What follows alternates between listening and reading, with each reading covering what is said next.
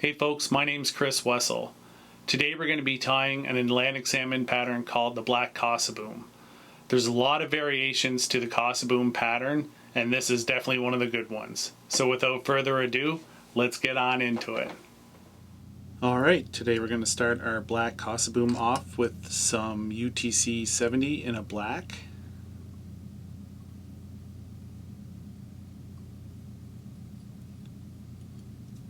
We're just going to bring our thread down to towards the back of the hook.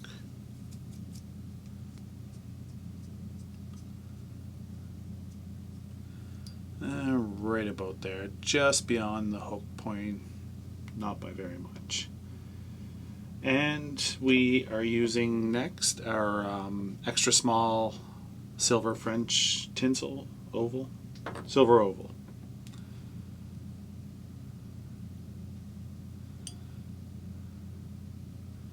This will serve as the butt on the fly. It's not just a tag, so I'd like to make it a little bit thicker than I normally would. I add in a couple extra wraps. And it just makes it a bit more prominent on the fly.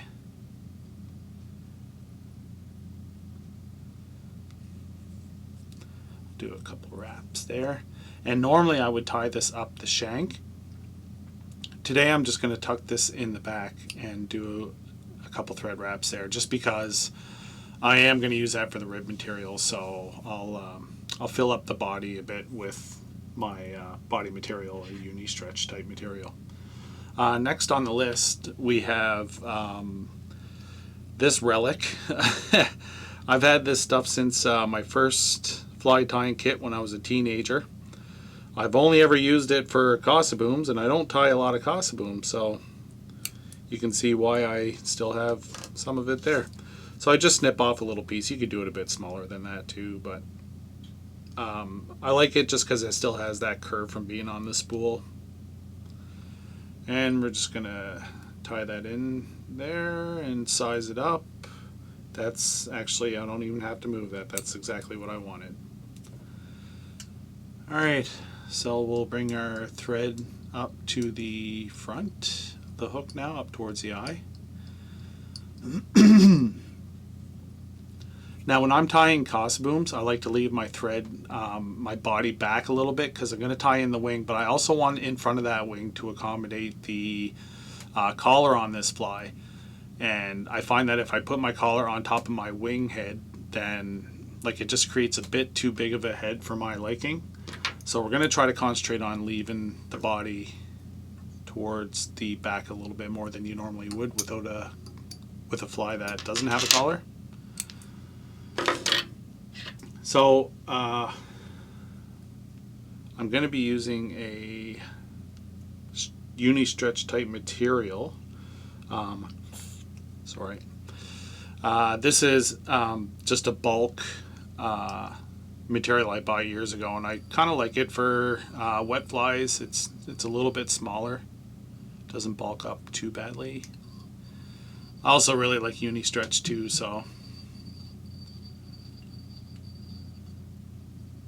And I'm just untwisting that floss, so I'm spinning in a counterclockwise direction. So apparently I'm twisting it up as I'm spinning in a clockwise direction. And you'll see I kind of held the tail and stuff there in the back, and that's just to keep that in one spot as I'm bringing that stretch material around that material, just because I don't want it to catch it and kind of move it out of place.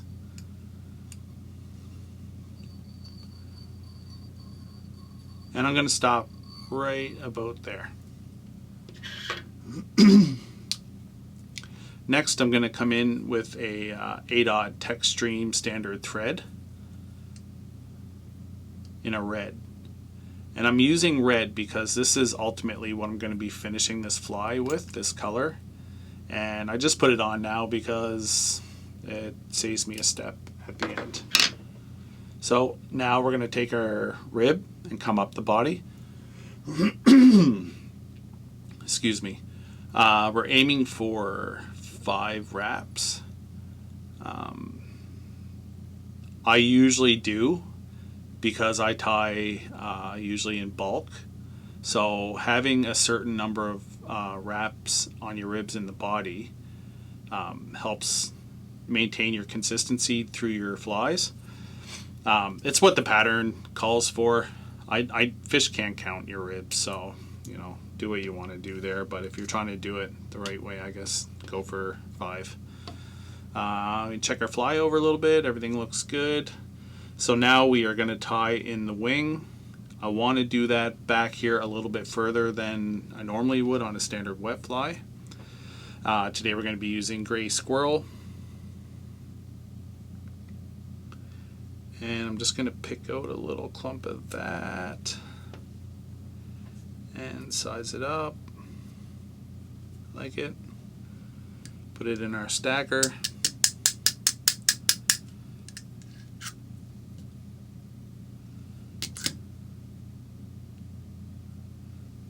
And we kind of want to, I want to match that up close to the tip of my tail.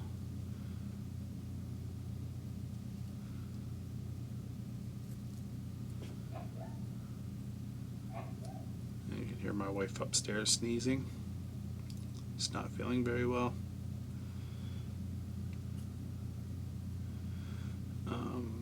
Let's see, I kind of want to be up a little bit further. That's where I want that.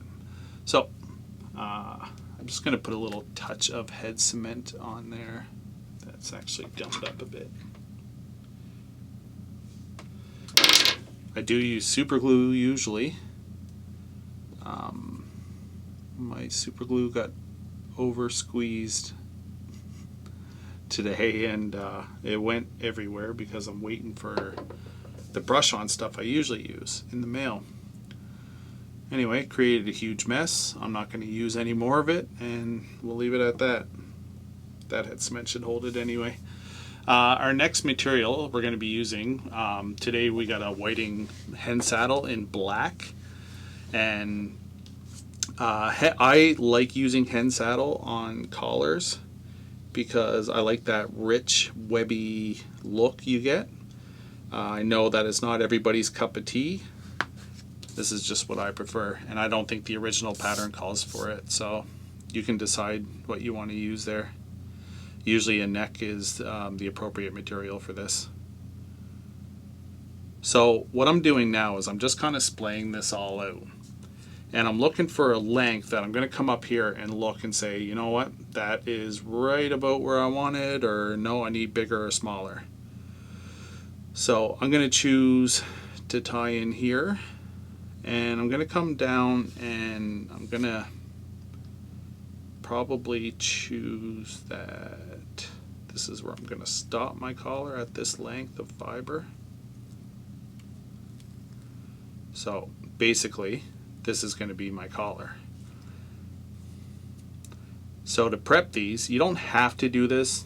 I find it helps, but I just preen these fibers back a bit, and then I just wet this finger here, and we're just going to brush those back in the natural direction of where it's likely wanting to go anyway. So you basically get a product like that, and when you tie this in, it just helps your fibers go back the way they want to go anyway. So we're going to tie in this tip of this feather.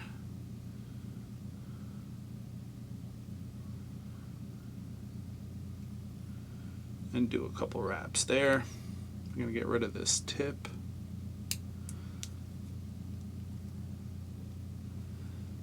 And we're going to, as we're wrapping, we're just bringing these fibers back. See, I might wrap a little bit. Yeah, right there.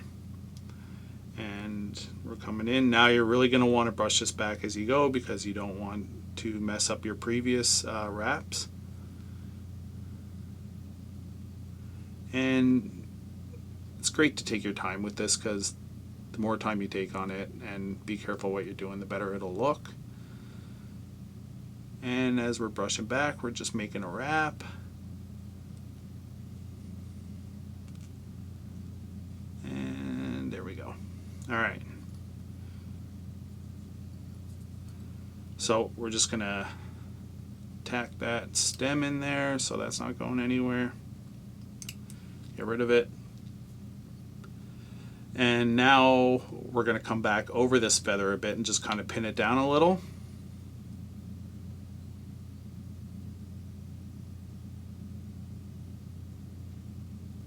Have a look. Yeah, that's nice. That's how I like my Cossebooms. I am going to put a little bit of tires wax on this because I think this thread's going to slip around a little bit.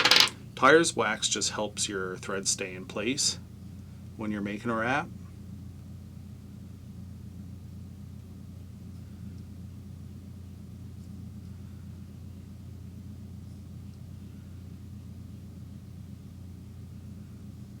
And we're just going until we think we've got everything covered. Yeah, that looks pretty good. You can see a little bit of the wax there, but I just used my nail just to kind of push that back. A little fiber hanging out there. Not gonna worry about that much either. It's actually a pretty neat head. I'm happy with that. So I'm gonna tie off.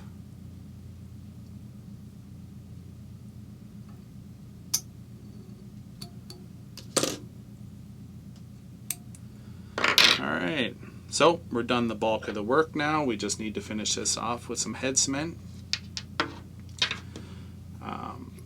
I'll probably end up, after this coat dries, I'll probably go back and I'll do 1 or 2 more coats. It probably will only take 1 more coat because I'm actually not using thin stuff now as my first layer. It's pretty thick, so it likely will only need 1 more coat. And take your time here, guys, because it's easy to slip up into the collar of your fly. And got a couple little fibers hanging out there that are going to bug me. See what I can do with those. And cut my feather is what I can do. Jeez. All right. We're going to leave that alone now. And there you have it. That is a Black Cosseboom. Super cool looking fly. I'm looking forward to fishing it this year. Thank you all very much for watching. If you haven't subscribed to my channel yet, I'd really appreciate it if you did. If not a huge deal. Just happy to have you along. Until next time, take care.